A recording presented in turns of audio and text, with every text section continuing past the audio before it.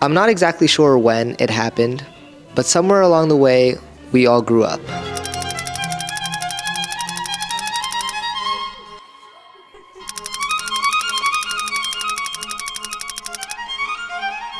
And I don't necessarily think it was when I turned 18, or when I moved away to college, or even when I got my first credit card. But I turned 21 this year, and that's old as f***. Hey, flick them and then you blow it.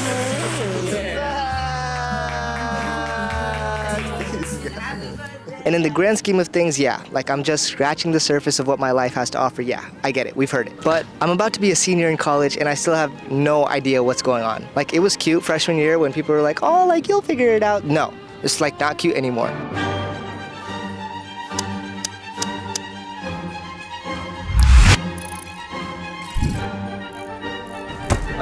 I'm just kidding. I don't even have LinkedIn. Maybe that's part of the problem.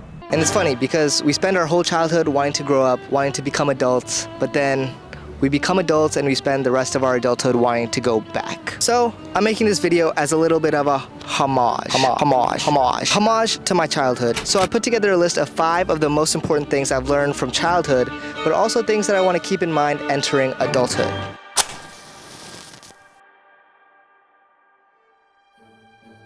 I'm sitting at my desk cramming all the last-minute math I can, trying to get as prepared as possible for my SAT the next day. In my 16-year-old mind, this was one of the most pivotal and important situations of my life. If I got a good score on the test, I would be able to make everyone proud, get into a good college, and eventually have a good life.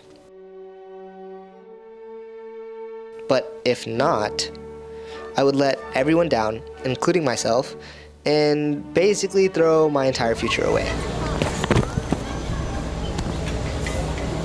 Ouch. That was my mindset. I don't think I'm the only one who thinks like this, but I've seen this pattern of thinking appear in many different points in my life. Like when I was filling out my college applications and writing my essays, or when I was looking for summer internships, or when I started losing some important relationships in my life, or even now, as I enter senior year with very little direction for my future.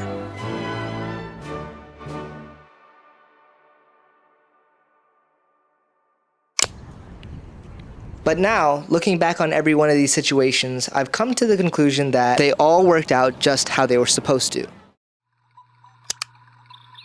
502 breaking right now. The coronavirus pandemic continuing to spread throughout our area. Overnight, we learned that 2 schools on COVID ended up canceling my SAT the day before I had to take it. I ended up deciding on going to a different college than all of my best friends, and I've had the best time ever, and those friends that I used to have are still some of my closest friends today. And losing some relationships I thought were the most important in my life helped me prioritize what I look for in people that I want to spend my time with. Of course, it was impossible to connect the dots looking forward when I was in college. But it was very, very clear looking backwards 10 years later. You can't connect the dots looking forward. You can only connect them looking backwards. So you have to trust that the dots will somehow connect in your future. You have to trust in something, your gut, destiny, life, karma, whatever. Because believing that the dots will connect down the road will give you the confidence to follow your heart, even when it leads you off the well-worn path. And that will make all the difference. I didn't say that everything ended up working out how I expected it to. I said it ended up working out how it was supposed to. So now, whenever I look at a decision and I think that it hasn't quite worked out the way it's supposed to, I just realize that I haven't looked back far enough. And if I just give it a little bit more time, it'll all work out and it'll all make sense.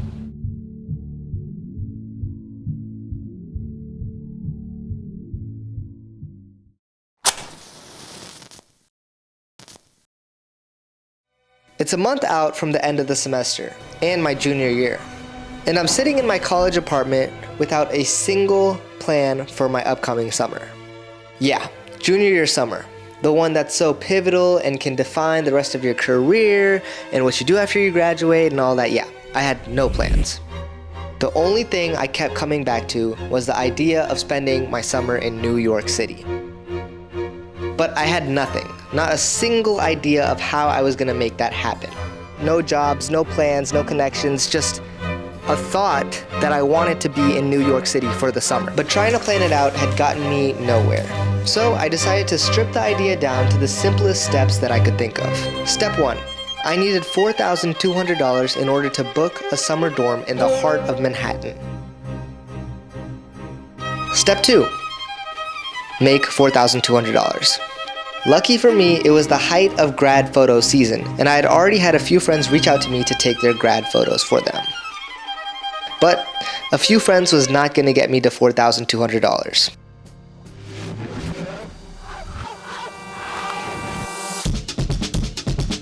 I made Facebook ads for the first time. I branched out to different schools.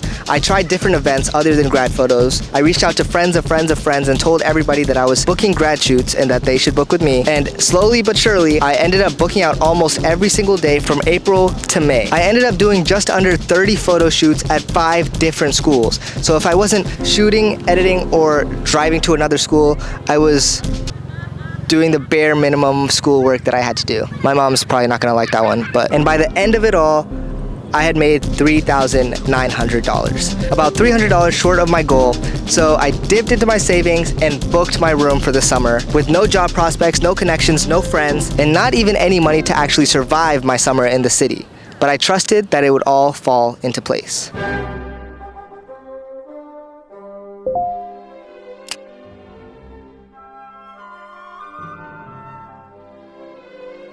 Now, does this happen all the time? No.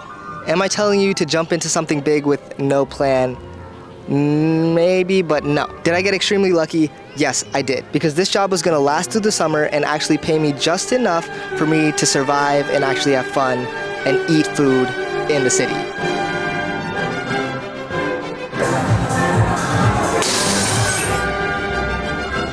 The flavors. Oh, the flavors, right. The flavors. The seasoning. Stop, please stop. There's already stuff on my skin. Whenever I've taken actionable steps towards something I've wanted, it's always worked out better than when I've tried to plan every single step of the way out before ever making any sort of move.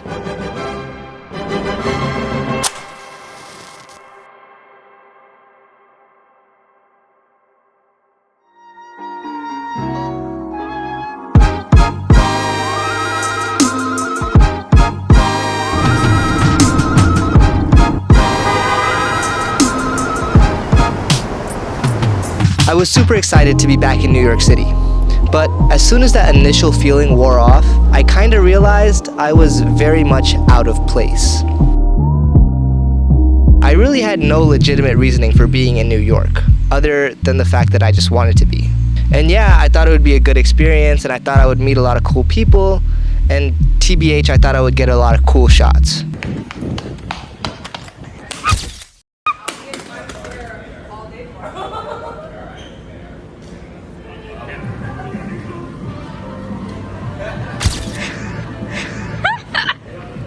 Oh my. Technically, yes, I had a job, but it was fully remote and I logged my own hours. So I didn't fit into all the corporate guys wearing suits and going to their 9-to-5s every day. And also, I still had 0 connections in the city. I knew nobody. My roommate hadn't even moved in yet. So for the first week or so, I basically just dilly-dallied around, got my work done, and just explored the city all by myself. But I stayed diligent in reaching out to mutual friends or people that I knew who had graduated and moved to the city, and through a random series of events, I ended up falling into a group of really awesome people. Hey guys, so I'm trying to live content. Hey vlog. Oh, that's so wet.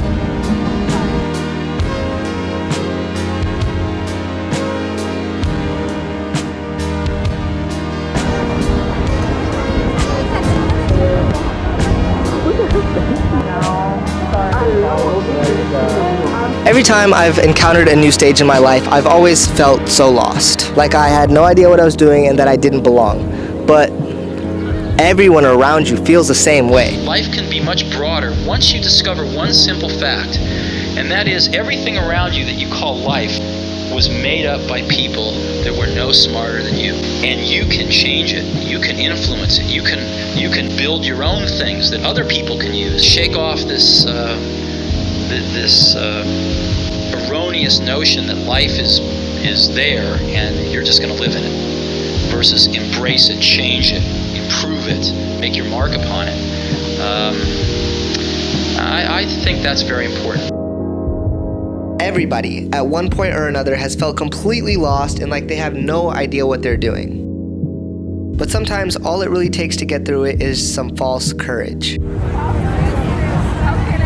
Taco. Having confidence in my own ideas and decisions, even if it's fake, has always taken me exactly where I want to be.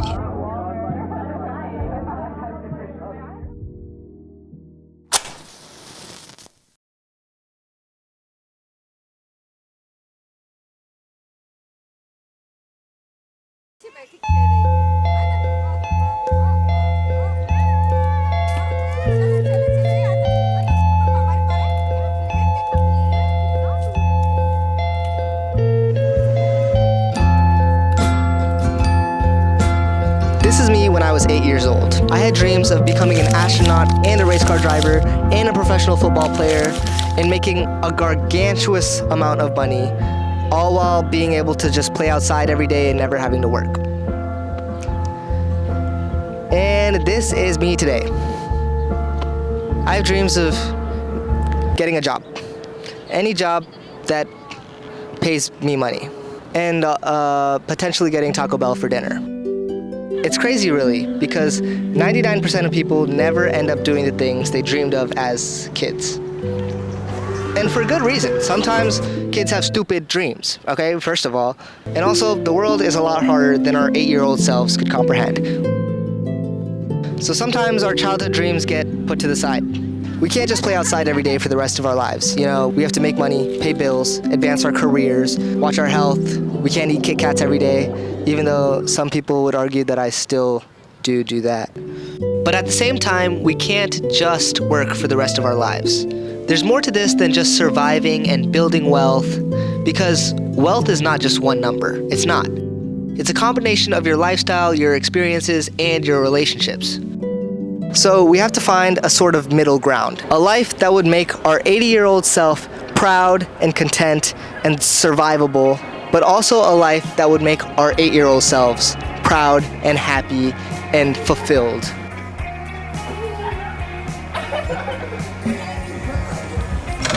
Facts. But lately, a lot of the decisions I've been making have been with my 80-year-old self in mind. And I mean, it's valid, right? I need to start building my life, and I'm at a very crucial point where I can either make or break my future, basically. But I do need to start making more decisions for my 8-year-old self.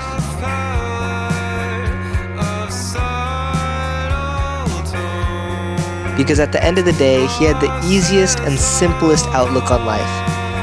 And sometimes, that's exactly what I need.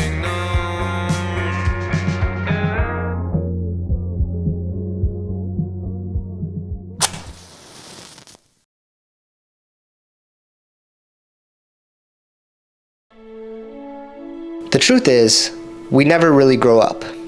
There's no such thing.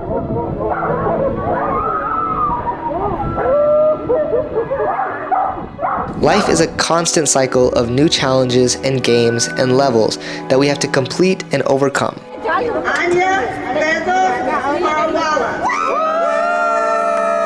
And we're always finding out new things about ourselves and the world around us. But the difference is, as kids, we gave ourselves room to wonder, to try a new hobby because we thought it was fun, not because we thought it was something we could turn into a side hustle.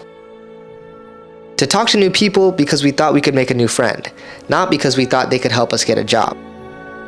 To fall down and still get back up and try again, even if we got bruised up a couple of times.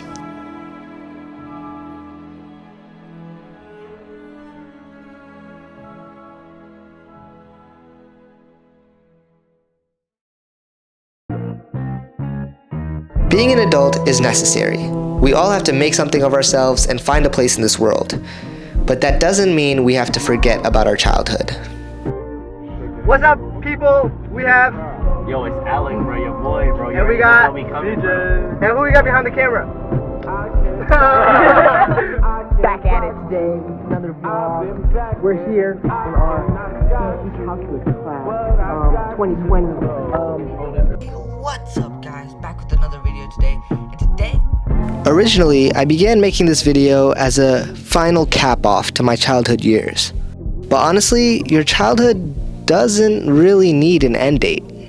Even though I may be starting a new adult chapter very soon, every other chapter leading up to this one has made me who I am today. And I don't think I'm quite ready to let go of that just yet.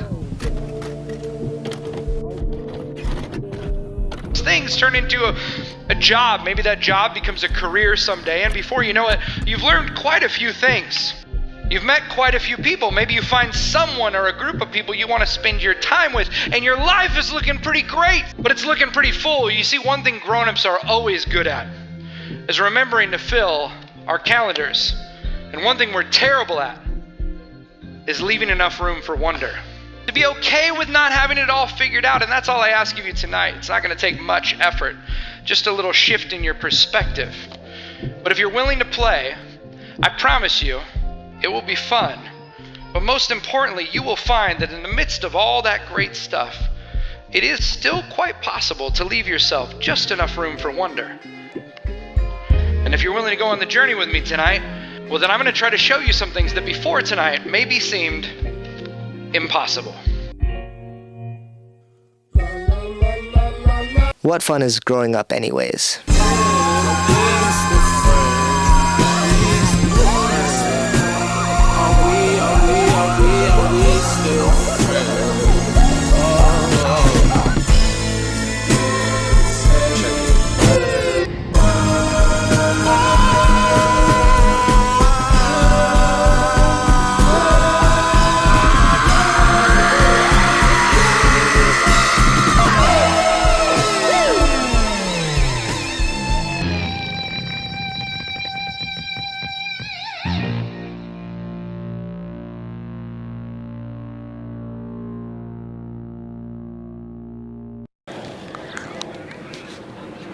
All that to say, I have no idea what I was going to say.